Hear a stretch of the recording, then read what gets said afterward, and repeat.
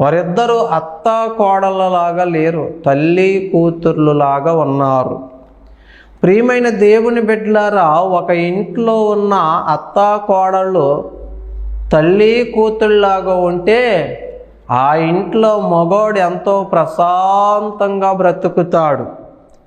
కానీ ఈరోజు సమాజంలో అత్త కోడళ్ళు ఇలా లేరండి. ఆ మగవాడు లేక ఆ భర్త లేక ఆ కుమారుడు ఇంటికి వచ్చినప్పటికీ ఆవిడొక కంప్లైంట్ పట్టుకుని ఆవిడుంటుంది, ఈవిడొక కంప్లైంట్ లెటర్ పట్టుకుని ఈవిడుంటుంది. వీళ్ళిద్దరి మధ్యన నలిగిపోతూ ఉంటాడు ఆ పురుషుడు. ఇదిగో రే, నీ భార్య అలాగా, నీ భార్య ఇలాగా, నా మాట వెంటది, ఇలాగైతే కుదరదో అంటాది అత్త. ఏండి కోడలు ఏం చెప్తుంది? మీ అమ్మ అలాగా, మీ అమ్మ ఎలాగా, నన్ను ఏగనెత్తలేదు అని ఈవిడ చెబుతుంది. ఓ పక్కన చూస్తే తల్లి, మరో పక్కన భార్య. వీళ్ళిద్దరి మధ్య పురుషుడికి సిలువ.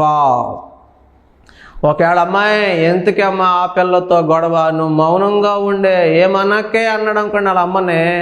అంతేరా, నీకు పెళ్ళం వచ్చాక తల్లి అల్లమైపోయింది, పెళ్ళం బెల్లమైపోయింది, అది ఇంకేవో డైలాగులో నువ్వు మారిపోయావు. ఒకప్పుడు ఎలాగుండేవాడు, ఎలా చెందేవాడు, ఇంకా నానా మాటలు వచ్చేస్తూ ఉంటాయి.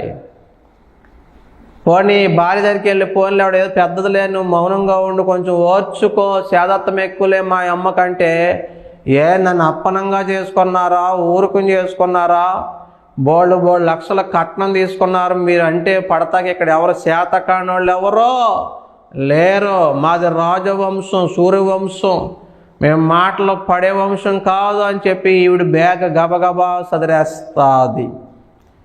అందుకే చాలామంది పురుషులు త్వరగా ఇంటికి రావట్లేదంట కదా.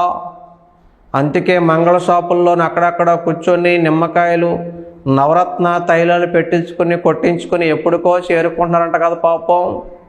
ప్రియమైన దేవుని బిడ్డలారా, ఈ అత్త కోడళ్ళు అటువంటి వాళ్ళు కాదు. ఈ నయోమి రూతులు చాలా చక్కగా సమాధానముగా ఉండే వ్యక్తులు. దేవుని పిల్లలారా, క్రైస్తవ అత్త కోడళ్ళారా, ఇదిగో నయోమి రూతుల్లాగా జీవించండి, గొప్ప సాక్ష్యాన్ని సంపాదించండి.